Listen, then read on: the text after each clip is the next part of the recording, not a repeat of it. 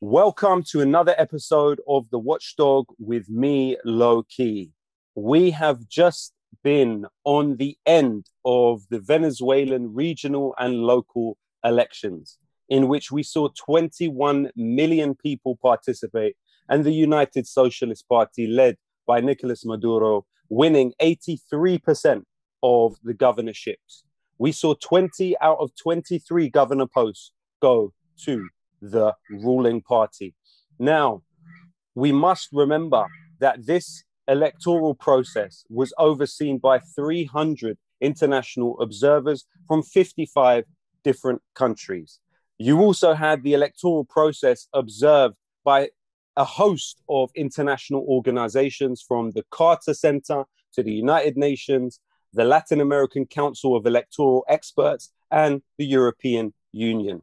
Unfortunately, the US State Department, as usual, sought to stain this election, claiming through Antony Blinken, the Secretary of State, that the quote-unquote regime grossly skewed the process to determine the result of this election long before any ballots had been cast. Today, to discuss this victorious election for the United Socialist Party led by Nicolas Maduro, we are joined by Diego Sequera from Misión Verdad and the Samuel Robinson Institute in Venezuela now. Diego, how are you? I'm good, thank you. Thank you for having me. Thank you very much for joining us today. If you could give us your perspective on these election results. Well, first of all, it's striking that after so many things we've gone through, especially the last 8 years, basically, ever since this whole new stage in our history started, our history and U.S. history relationship with us started with all the harm that we've gone through and all the impact that the sanctions have, not only economically, but also psychologically, psychically, that how much it has affected the population, and how much part of not an overt statement of the purpose of sanctions is also to disenfranchise people from politics, from political involvement, and also to believe in leadership. And mind you, it's not only a thing about, of course, the main target, it's the Chavista government for several reasons that we can go through afterwards, but also politics in general, as in not being engaged in politics, the Venezuelan society, even with opposition candidates. I mean, it's a general thing. Of course, like I said, it's mostly, of course, focused on undermining Chavismo, but it does go beyond that and goes beyond, let's call it, it's social engineering, basically. It's changing the way you live and the way you view things in order to find, at some point, according to this rationale, the proper conditions for regime change, regardless if it is thanks to the crisis, to the stage-managed crisis, to the artificial induced crisis, to provoke an uprising against the current government, or by any other final result, be it a coup, be it an electoral defeat. It's a variable thing. It depends on how things develop, and it hasn't been so successful as they have been expecting all these years. So we had the participation rate was like 41% of registered voters. And usually, of course, there's like this common trope about saying that's a low figure for Venezuelan elections. But first of all, this is regional elections. Presidential elections will move a way more a higher number of voters. And it's actually within the frame of how many people participate in these elections regionally. So yes, in a sense, we can concede that it's not the usual for the Venezuelan dynamic, the electoral dynamic, but still it's within the convention, and especially if you take into account all these elements, as in what we already said, but also the mobility, the migration phenomenon. That's, well, it's in a different stage now. It's not as dramatic as a few years ago, but that also had an impact. And you also have, of course, and we have to acknowledge this, Lowkey, we also have people who didn't go to vote.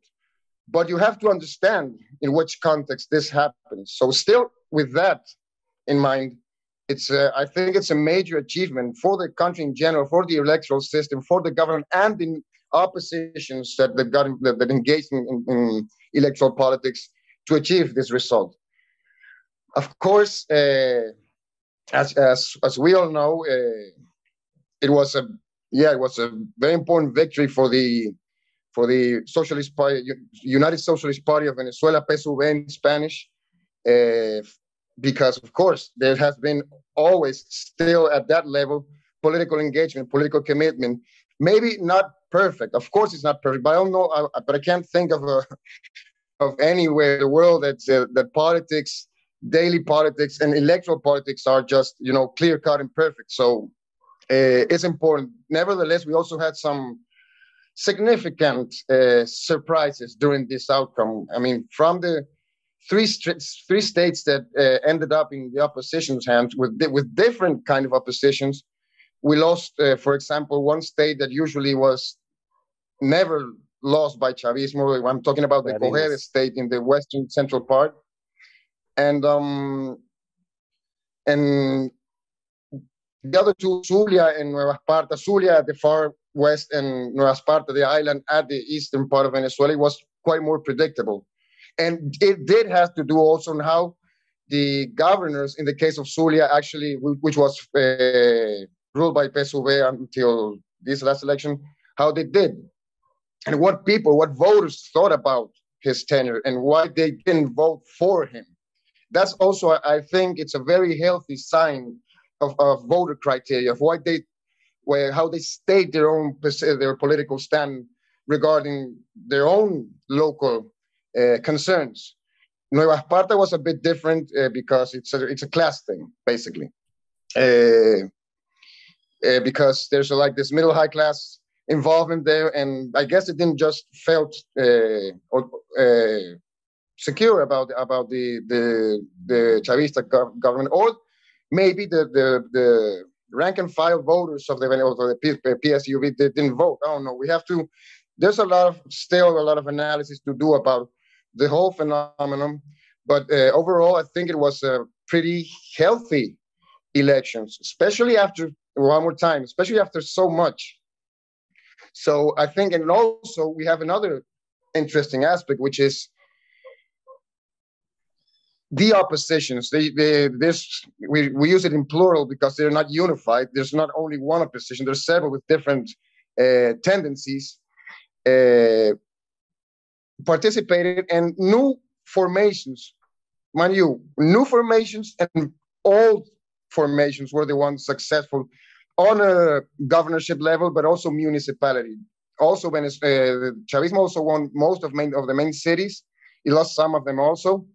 And Caracas itself, its main municipality, was also held by Chavismo. So this landscape, this political landscape, sends a clear message that actually that's what makes people like Tony Blinken react the way they did.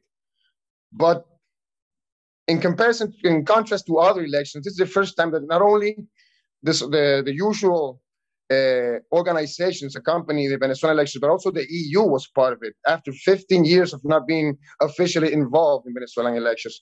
We don't know yet what they're going to say.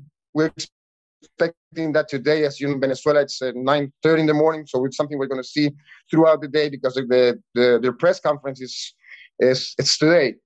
So we'll see actually what they got to say. And of course, and also the other thing is that there's been, particular critiques on how to improve some of the aspects of the campaign, political participation, the balance of the parties and so on. These are recommendations that are always welcomed. It's not a hostile thing. I mean, this has been by all the other organizations. Let's see what now the EU has to say. And we can expect anything in this case, as you well know. Well, I think it's important for the viewers that we take it back into time when understanding that even the election over the past few days was a grappling with the ghost of Hugo Chavez, and as an interpreter of yearnings for social justice that he was, we see today a lot mobilized against this process of participatory politics within Venezuela on an international level, not just the United States, but the British state also.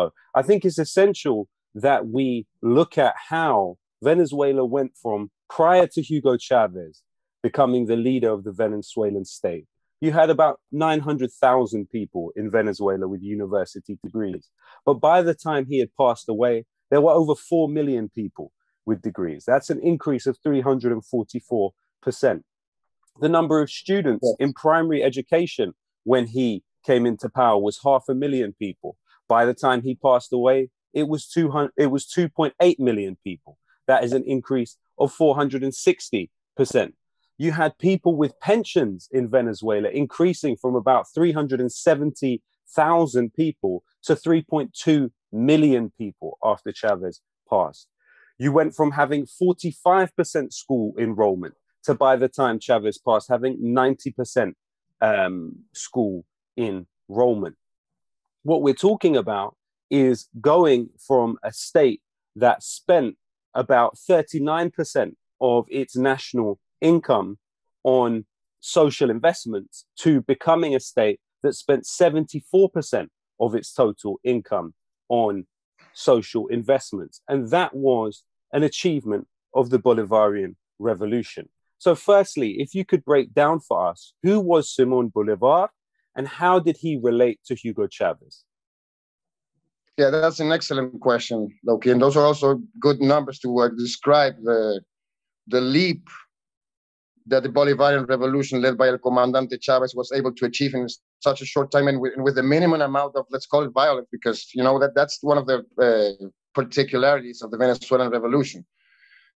And yes, it always takes us back to a libertador, to Simón Bolívar, who's the father of our country, our history, and also part of the region also, because he not only liberated, as you well know, what we today know as Venezuela, Colombia, Ecuador, Peru, and Panama, and Bolivia. I mean, he was the founder, actually, of Bolivia. So a Libertador must be one of the most important figures of the whole 19th century. Even his model inspired Europe, like Italy, for example, the Risorgimento led by Garibaldi, or also Bismarck about the unification of the different nations that created a major nation. Because also coming back here to Latin America, remember that during the independence process, there wasn't a divided continent. It was always conceived, and by all the liberators, not only Bolívar, as a continental nation, a country of nations, right? So this was a very long process that started in 1810 would be like the starting point of all this. Bolívar being from the high class of the criollos, from the white Venezuelans from Spanish descent, but not acknowledged as Spanish citizens, but of the colonial cities. This was a very long process that actually had several defeats and several failures in how to engage and how to understand this historical moment until at some point, given how overwhelming class struggle was. I mean, how many people at first, the poor, the peasants, the indigenous, the slaves didn't acknowledge this set of white people that were calling for independence and actually opposed it. And how during time, doing very hard lessons, Simón Bolívar was able to actually understand that you won't have a country unless you abolish slavery, unless all these people that are excluded are involved, and unless you don't create something new of this, what he called this breed of in the middle of, you know, the ancient Europe and America. So history is alive and well here in Latin America. It's everywhere. It's all, you can see it all the time, and it comes and it reappears in every development. It's always there. I mean, that's something I know it kind of sounds obvious to us, but for some Western citizenship, maybe it's not so obvious, and remember also that memory is something that always ruling elites were going to try to undermine and break, so you disengage with your own origins, with your own history, and your own right to tell your history. So that involvement from Bolivar, once Venezuela was independent, Bolivar and his generals and his army went forward. We're talking about now 820 in that decade on up till 824. It was a military campaign that got into the depths of the Andes and was able to liberate all this, and also set a series of laws, for example, that destroyed, for example, the Mita regime, the way that the indigenous people were exploited. Also, the national resource, and the discussion of unity. The unity facing what should be, because he was also foreseeing this, the enemies of our region, talking especially about, in this case, the U.S., because already for those years, I'm paraphrasing here, but there's a famous quote by Bolivar that says that the U.S. is destined by Providence to plague with, death and destruction in Latin America on behalf of liberty. And these words are said this is 1824, 25, he says this. And during those years, he also set up the Amphictyonic Congress. It was a congress that was calling to all the nations of Hispanic America, quote unquote, because of our language and our cultural and colonial heritage. And cultural heritage also. We have to be frank about it. It has a positive and a negative to it.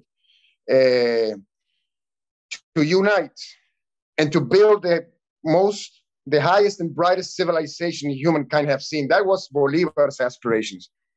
So it has like this huge geopolitical project with a major, deep social justice one domestically.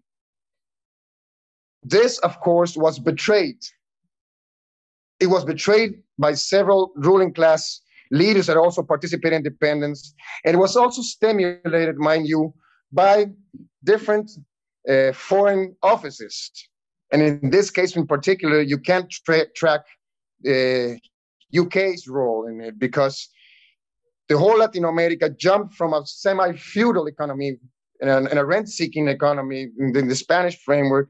It jumps to a commercial raw material supplier economy. And it all, of course, delved into, up to that point, to the British system. So a lot of these heroes, for example, I can think about Santander in Colombia, which is like the anti-Bolivar, were actually pretty close and were very involved with British agents and and also U.S. agents, and how to undermine this unity and how to keep a say here. So this historical evolution was suspended in time. So during the decades up to this point, all the major cycles of insurgency, reivindication, of revolution, of reform that the country has gone through, not only Venezuela, but other places, had the presence and the ideas and the philosophy of Bolivar within its belief, like always retaking where Bolivar and the liberators left and bring it to the present. This is something that also happened throughout the 20th century. And it's not different from El Comandante Chavez. The difference is then in the 90s, the ruling elite had succeeded in their own project of, as domesticating the historical figure. And, there's a song that says that all the people yearly went to your mausoleum to make sure you're dead. That was Ali Primera's song. And it's basically like that. So Bolivar also, Chavez, well, it's good to mix them because there's a big continuity between both. Chavez brought the persecuted memory of Bolivar that actually was always in the common people's heart and mind and beliefs. This is an important sign because That's why, of course, the Bolivarian Revolution was the name. He brought him back. Even for example, Lowkey, his movement was called Movimiento Bolivariano Revolucionario 200 when the February 4th, 1992 military uprising. When during that process, after his release in 94, he was able to, they decided by their own assembly deliberations to go into, regardless of the risks, into conventional electoral politics. The electoral laws banned the name of Bolivar. You couldn't, as a party, you couldn't use the Bolivar's name in your party's name. So that's why it was called then Movimiento Quinta República, Fifth Republic. MBR, but with a different B. And it was also the center of it because the country needed to be overhauled.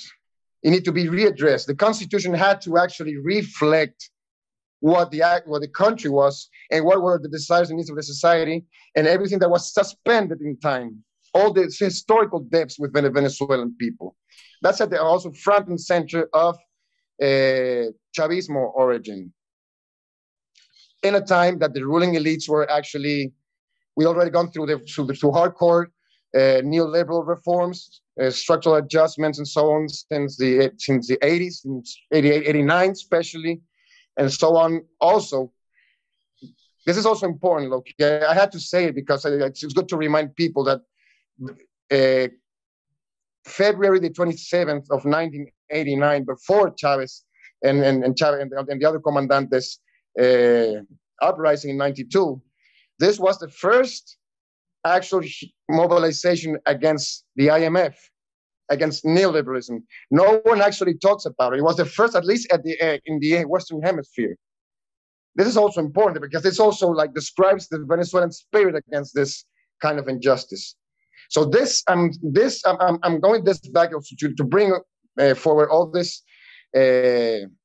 historical accumulation in a country that had 20% of people that were living well and feeding themselves well and getting educated against 80% in poverty and 40% of extreme poverty.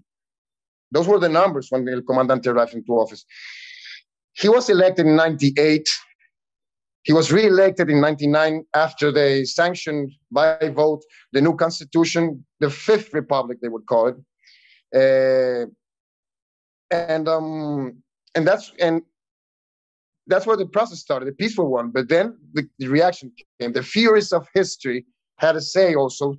So the oligarchy, the Fourth Republic oligarchy, and the managerial elite of the oil industry set up the 2002 coup.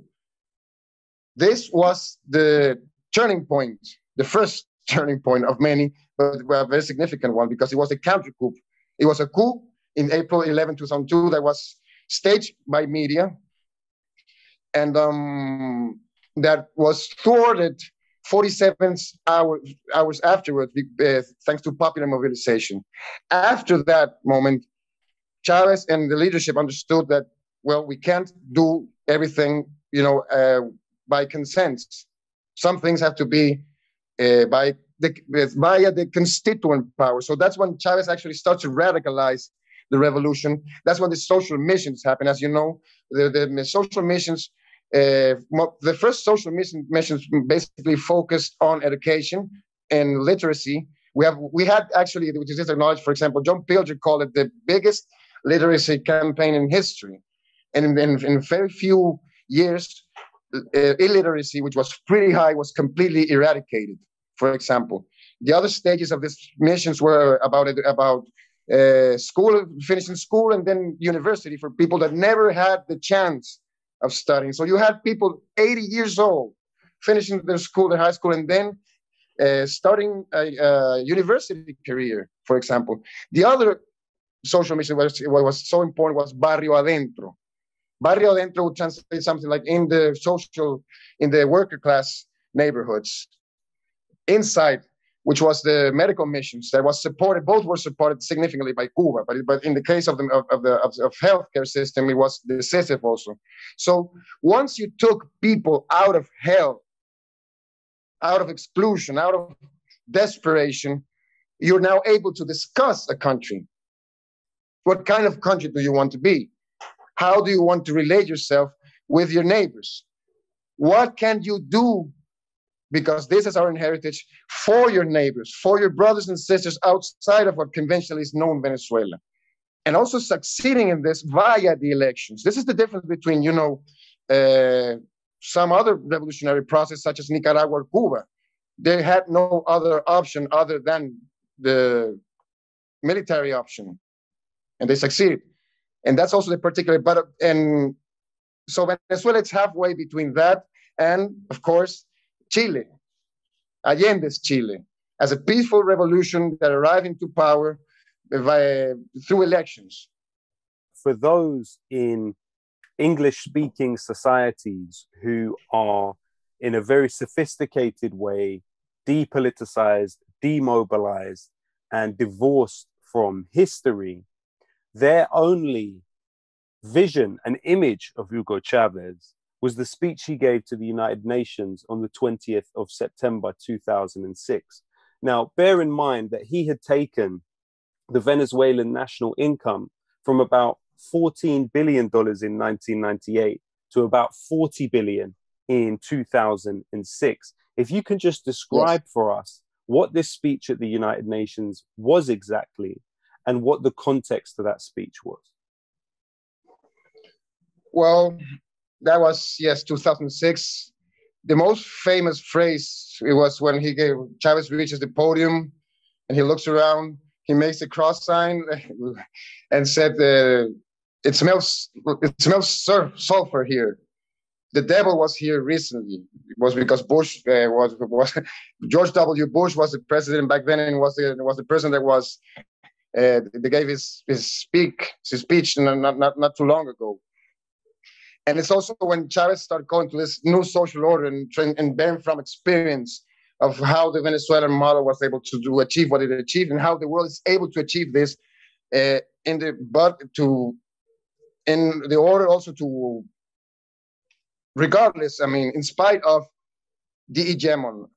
Actually, he also recommended a Chomsky book back there and during that speech that became a bestseller afterwards. Chavez was also a huge book promoter. If you remember, also he gave to Obama the Las Venas Abiertas de América Latina by Eduardo Galeano. Yeah. So in this context, we're talking about the moment when one of the highest moments in the Bolivarian revolution.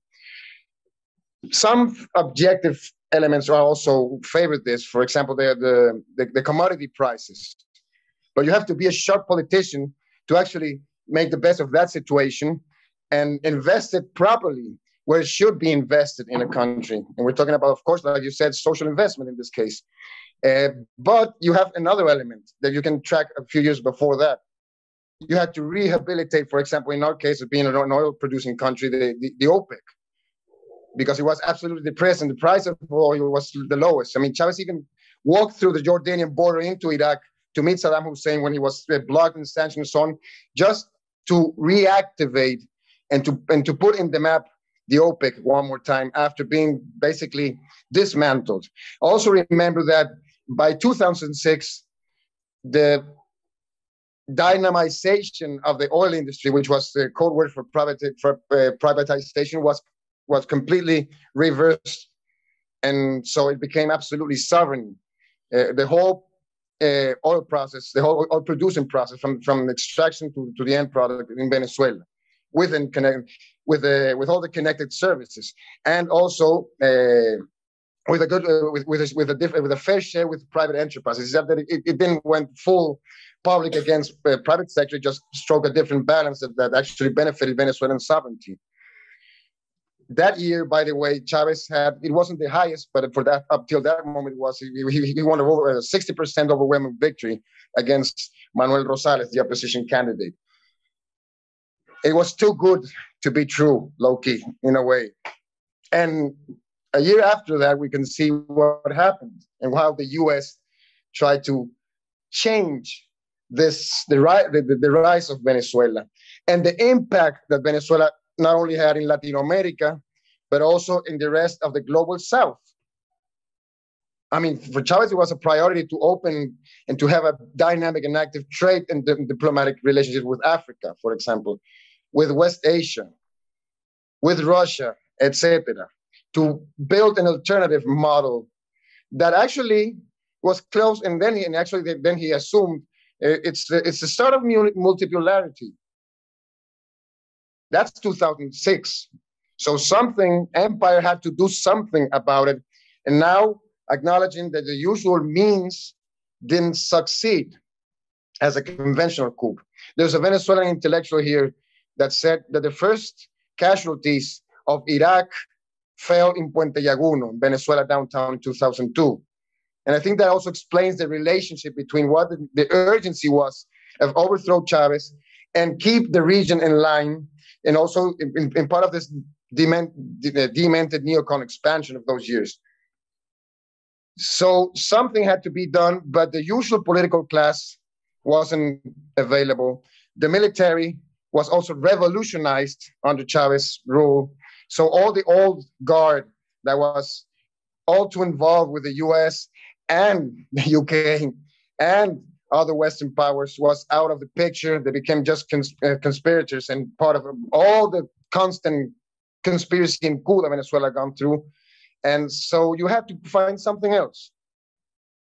So in 2007, mid-2007, we witnessed a new generation of quote-unquote students that appeared in the under the limelight, of the public limelight.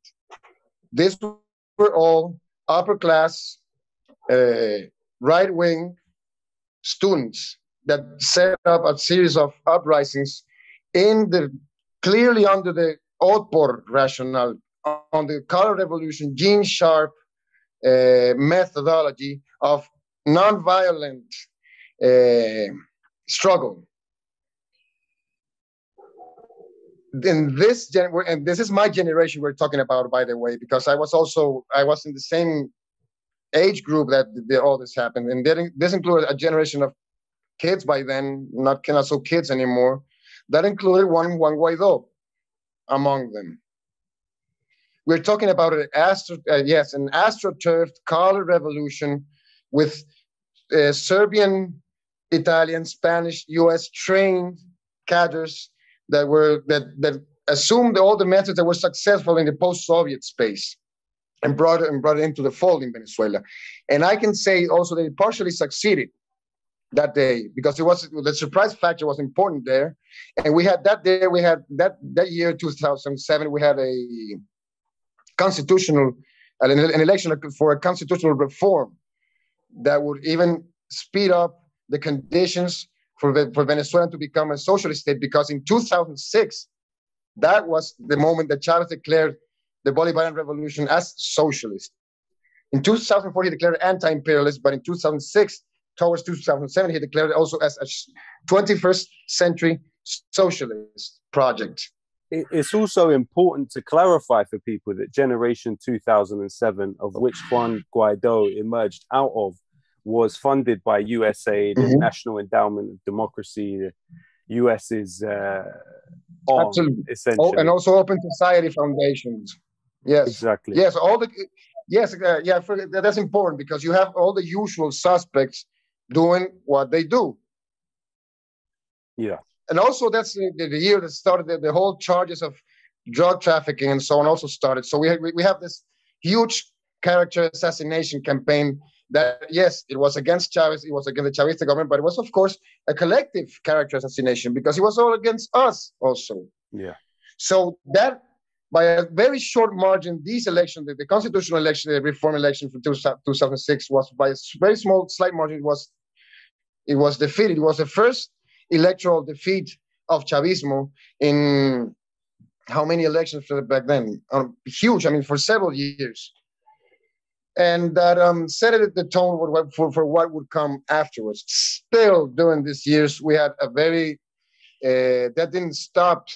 For example, the wages to rise, to social conditions to improve, to have a lot of opportunities in studying and work. Also, the state was also a major employer for people. This created a quality of life that showed something that's fundamental for people to understand. Because it wasn't only struggling for all these higher purposes and all these objectives and the continuity of the Bolivarian project, but people started finally to live well, to have a real life, to create and to conquer their own kind of normalcy. This is important because revolution, it's not a spectacular thing. Sometimes it can be pretty boring, sometimes it's anti-spectacular, sometimes it's frustrating. And if you don't have this element to it, what's revolution for? What social changes are for, you know? What does it mean? This is extremely important because this sets the stage of what came afterwards. Just leading on from that, if you could tell us about the self-proclaimed interim president of Venezuela, Juan Guaido. Yes, I have to give a short context. I'm not gonna expand that much, but just to give a bit of an element here. After El Comandante's death in 2013, the whole approach of the U.S. changed. And it was also based on the template that was already applied in West Asia and Northern Africa, because there was that kind of indirect approach. So first, they tried to do it via hybrid warfare, you know, the combination of color revolution with unconventional warfare, as in economic sabotage, diplomatic sabotage, financial sabotage. This is before sanctions, mind you, because first they already attacked our own weaknesses in the economy to deform the situation and play it for themselves in their favor. But all these crazy adventures from 2013-14 up to 2018, they didn't succeed. They failed miserably. But the thing about that is that, of course, it brought some pain, but it wasn't able to actually regime change Venezuela. So in 2019, they came up with a new formula, which is basically, look, the only thing we got, it's a National Assembly, which they won it fair and square, and it was acknowledged. It was one of I think the most important defeat of the whole history of Chavismo. But they threw away all the political capital in a very short time. This is 2015. At the end of middle 2016, it's all their political capital was gone, and so they have to rely one more time on the indirect approach, the economy, the foreign policy, sanctions that already started, and so on. So when in 2019, there's no other option, all these crazy options. In the Trump administration, with John Bolton and Pompeo and also Marco Rubio with the neocons, you know, the reality creators that they think they are, thought that this was going to be the best option to create basically a parallel structure, parallel state, a parastate, a shadow government, and to traumatically transfer sovereignty into this new structure, regardless with a very thin-veiled legal interpretation that's actually pretty flawed, but nevertheless they don't care about it as long as it succeeds. So this is when this kid comes from, Juan Guaido, and a second-rate politician, because all the first-rate had two things: or they were outside Venezuela. They could be also in jail, like Leopoldo Lopez, which is it's not a political. He never was a political prisoner. He was a politician in jail, which is also different because he had to face criminal charges, and you had people also the leadership, the young leadership wasn't appealing enough in their own mindset on who knows what focus group came to this conclusion to say we need someone with mestizo features, with dark skin, with a different, not so obvious background like all these other kids. So that's why they also thought about Juan Guaido. And also the youth fetish, you know, because I'm sorry, but youth in general, it's overrated this time. And it's a major battlefield. And well, these elections also prove that, because none of that new generation of politicians actually achieved anything. That's important to also to address. So the thing is that Bolton, Rubio, Pompeo, Abrams, and so on were actually the opposition was like the extremist opposition was like guaranteeing that doing this would make the Chavista government collapse in less than 2 years. And Trump's administration basically fell for it. And being the U.S., he was able to, bring him to force him to go through the same line. Of course, they're the usual suspects in that case. The European countries, Israel, some African countries, just two, Rwanda and Morocco, Taiwan, I don't know, their own people to follow this political, what soon afterwards became a political vacuum. So Juan Guaido, other than grifting, because it wasn't only this political representation, there was also the major concern, which was how to take control of how much we could take control of Venezuelan assets in the oil industry, its savings in foreign banks, and so on. That's why they kidnapped Citgo, which is the U.S. branch of the state oil company in the U.S. It has several refineries there, several gas stations. The same with Monomeros, which is in Colombia, which was is a fertilizer and other plastic oil derived factory, which is also a major, big, important asset, and also our savings in several bank accounts. In this case, I think the most explicit one, the most obscene of them all, of course, it's our 31 tons of gold in the vaults of the Bank of England. So thanks to this technicality they created out of the blue, the Western powers were able to take all these assets and use it in their advantage. And also, we're talking about millions, and we're talking about billions of dollars here, Lowkey, that actually partially funded all this misadventure, because you also had like a major funds from the USAID that were destined to other, for example, to Haiti and in Africa and so on. They were destined for those. It was allocated for those countries, and it ended up in the whole Guaido adventure. Well, I mean, so you have go on. So sorry to interrupt. I mean, the thing with the gold in the Bank of England is it's estimated to be worth $2 billion. Now, when they looked at how much it would cost over a year to import medical, medicine and food to Venezuela, it was about $2.1 billion. So in a way, as John McAvoy made the point to me last week, it's equivalent to removing a year's worth of medical and food imports from the country. And as he put it, within a wider context of suffocating sanctions, it is tantamount to institutionalized murder. On top of that, we know that John, in his brilliant work, revealed the Venezuela Reconstruction Unit within the British Foreign Office. Now, this was a secret unit working on the coup and the restructuring of the Venezuelan economy, quote unquote, post-coup.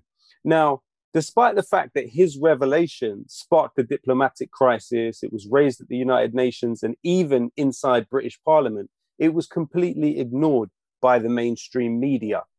If you could point, especially for the viewers of this show, to more of the ways in which Britain has been intimately involved in these mechanisms against Venezuelan sovereignty. Yes, well, that's, Britain has always been quite stealthy in its involvement in Latin America during the 20th century, until it isn't. And I'm saying until it isn't because you have, suddenly you don't know what they're doing, and suddenly they just steal 31 tons worth of gold from one of their banks. And so they overtly show their true face and their true purpose and their true intentions with Venezuela. They also shaped, and I think that's also something that John McEvoy also in his wonderful work exposed, all this influence campaign, all this communications campaign that were also allocated through several projects funded by the Foreign Office to manage perception about the legitimacy of all they were doing. This now has been revealed, but it wasn't that clear to us. And you have another element here that's pretty important, and it has to do with history. Once more time. One of the major conflicts that Venezuela recently has right now is with Guyana, our neighbor Guyana, former British colony, part of the Commonwealth. We have been, since late 19th century, have a territorial dispute over the Essequibo River, the Essequibo territory, which is a huge, I mean, I'm talking about close to 400,000 square kilometers of land that were actually under Venezuela's limits and maps. And during the 19th century, the British started suppressing these lines until they basically created this political void between Venezuela and for what back then was already still its colony of Guyana. Because what? Because of resources, because of the gold reserves. And now because of the offshore oil reserves. This has been a constant throughout the whole 20th century. And suddenly, from 2015 on, it has been a major source of conflict between Venezuela and its neighbor, and also between ExxonMobil's intent to grab all this oil reserves, and by conceding this, like putting aside all the legal disputes that has been involved through all these years, that was British created, into this point in which they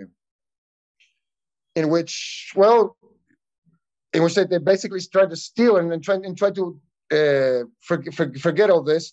We're also relying on a political class in Guyana that actually it's all too close to the US and the UK. So you have all those elements. So one of the major conflicts it was created by the Brits more than over 100 years ago. So you have all this presence, and you also have, for example, the current ambassador here.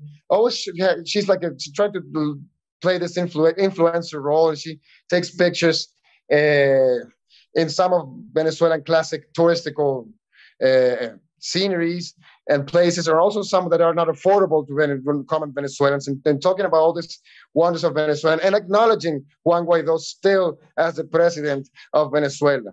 So you have that constant element there that after all the Guaido misadventure fizzled out, these countries, the US, UK, and some of the European countries still need to keep Juan Guaido there as their own the leader, and their own, and how they understand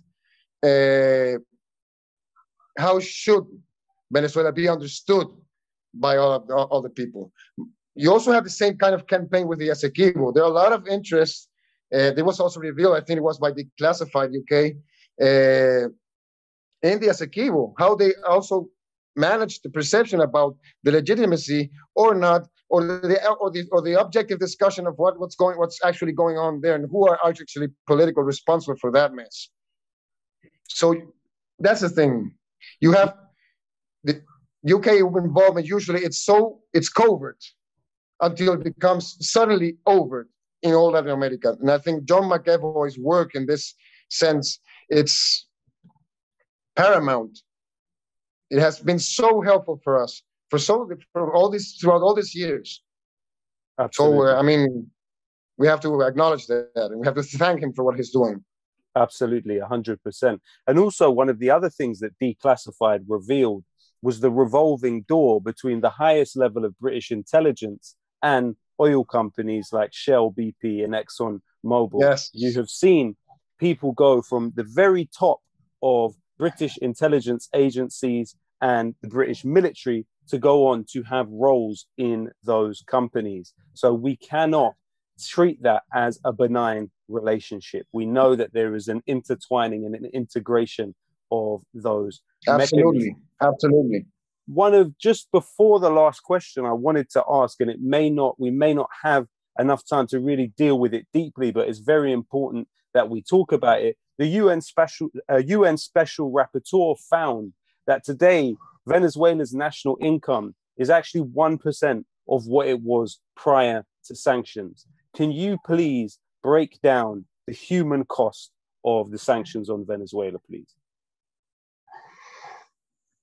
Yeah, man, it has been so harmful. Remember 10 years ago, 12 years ago, perhaps, Venezuela had the highest wages in all Latin America. It was around $500. And now the public wage is around $2 or $3. It's worth its value. It's so. You inhibited the possibility to renew your debts and your financial commitments in order to buy medicine and to buy food and to buy all the goods that Venezuela wasn't actually producing and what didn't have actually either the chance to diversify its economy and produce it itself. It's already happening now, regardless of all this full-blown aggression against Venezuela. Last year, the oil revenue dropped to 99%, Lowkey, of its usual income. And still, this year, the social spending, the social planning, the social investment, so it's still way up in over 70%. So this tells you how much space that we've lost, but still we've been able to hold the line. People have died from lack of medicine, from lack of funding for complex operations, from transplants, and then to travel, because there were several programs. One of them was stolen by the Guido shadow government of paying. The Citgo used to have the Simón Bolívar Foundation, which used to pay high complexity health cases. They funded the patients, and they took it to. They paid the trip to any other clinic anywhere in the world. They were going to actually with the best specializations on the matter and attend this kind of case. Lots of people have died for that. Also, our own foreign reserves have dropped so dramatically that the past years, all the economy basically came into a halt. All the industries dropped to zero. I'm talking 2017, 18, 19. Of course, 19 was a very weak moment. That's why they throw out the whole Guaido adventure also happens. This, you can address up to some extent the mismanagement or there are mistakes or structural weaknesses being a primary, an oil producer, an oil relied state that's always been dependent state, no? But this massive overhaul of our own livelihood, it's impossible, even by the worst case mismanagement. Even the Cubans, for example, say that they did to Venezuela in 4 years what they did to them in 30 years. This is to give you, this is said by the Cubans, that they very well know how the impact of sanctions has on the society. This is how, to give you an idea how aggressive, how the full-blown aggression has been and how far it has gone. Nevertheless, Venezuela has always found a way to at least stop the huge amount of people from dying, from starving, through our own, because it's in Venezuela, the food programs that the Venezuelan government established, the local committees of storage and production, the CLAP, Comités Locales de Abastecimiento y Producción, which basically it organizes at a community level the families to via their own that are registered to receive a monthly supply of food basics and sometimes other goods, but overall it's usually the staple food, as in corn flour, as in grain, as in sometimes sugar, sometimes coffee, sometimes sardine. I mean, maybe not enough protein, and that's always been a struggle. But there's also ways today they try to bring out to also accompany it with basic proteins. But this project has one of them. It has been decisive to hold the line and to stop the slow motion genocide we're going through. Because this, Alfred de Sayas, also special rapporteur of the UN, also called this genocide based on the Rome Statutes. So we're talking about, this is legally genocide. Yeah. The difference is it's not full-blown genocide. So Venezuela has actually find a way to circumvent the sanctions, circumvent as far as it can the financial system in order to do that.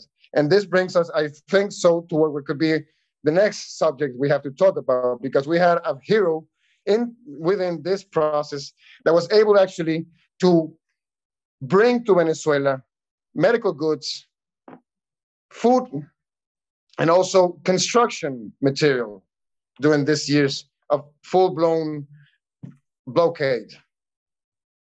So Alex Saab, and we're talking about it. Yeah, if you can break down for us the case of Alex Saab, please. Yes, Alex Saab, it's a businessman. He's a Colombian Venezuelan businessman that has been working with the Venezuelan state for a long time, that didn't run away in his relationship with Venezuela. And he actually... And it's also important to remember that during fighting in Colombia, 5 million Colombians came into Venezuela and found refuge there. Yeah, that's fundamental because, I mean, it has always been that way. There's no one Venezuelan that doesn't have at some point, some relative that's from Colombia. Even myself, I mean, at least one relative.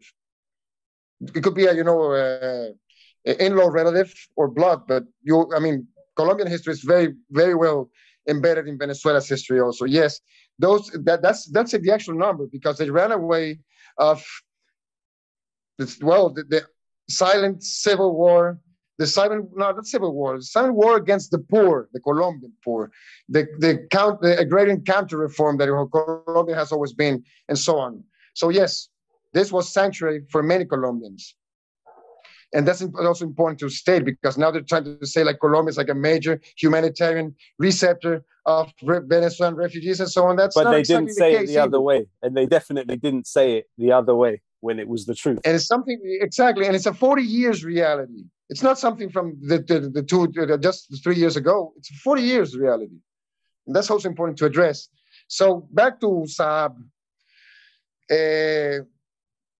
Saab started also to, via his own connections, to set up a network to bring all these staple goods for the club and all these elements. Mind you that they're charging him of of the 8 charges, they dropped 7, by the way, in Florida, not because that's another thing. He's kidnapped now. We will get to. The thing is that he was able, as a special envoy of the Venezuelan government, especially with Iran and Russia, to find a way to circumvent sanctions and purchase all this goods for Venezuela. And sometimes, sometimes he was from his own money. This is important. This shows you how the will of this guy. It was admirable for us, because sometimes he has, okay, I'll pay and then you pay me. It's the Venezuelan state. I mean, this detail, I think it's fundamental to understand also, because it's not only a matter of winning, of earning. It also, he has his own commitment. So last year, in June last year, Saab was flying to Iran. He was on a flight to Iran, and he stopped in Cape Verde in Western Africa, the small insular nation, and to refuel basically, and to go to Iran and to buy, especially appliances, medical appliances focused on COVID, biosecurity, and so on. But he was detained there by the Cape Verdean police, and he was kidnapped. And they justified this detention via an Interpol warrant that was actually issued a day after he was detained in Cabo Verde. So this became one of those long-arm jurisdiction moments of the U.S.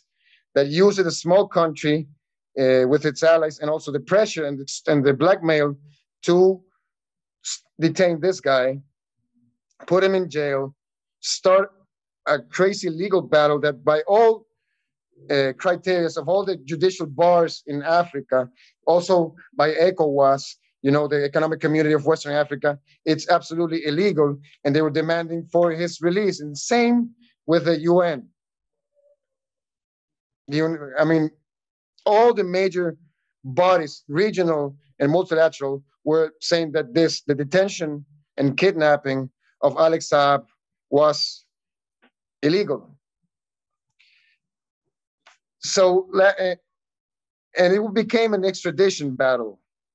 An extradition between two countries that don't have extradition, mind you, between Cape Verde and the US. So where's the legal framework of all this? It's all might makes right case. So political context in Cape Verde was going to change, and they're going to, and the new and the expected, which became actually the elected president of Cabo Verde, was actually part of his campaign was to release Alex Saab because of the unlawfulness of this case. A day before that happened, we're talking about we're talking about mid-October. A day before the elections, the U.S. basically kidnapped Alex Saab and took him and took him to Florida to be prosecuted under a South Florida court. So that's where we're at right now.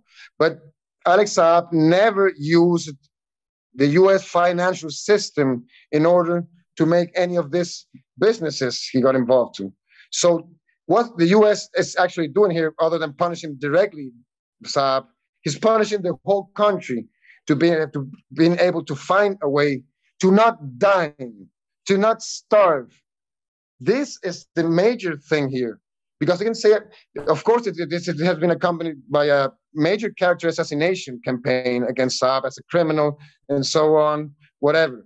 It's not about that, man. It's basically about disciplining the Venezuelan society, putting them into line that you're not allowed to save yourself until you change your own political view, your geopolitical position, unless you do something else with all your resources. That's the bottom line of Alex Saab kidnapping.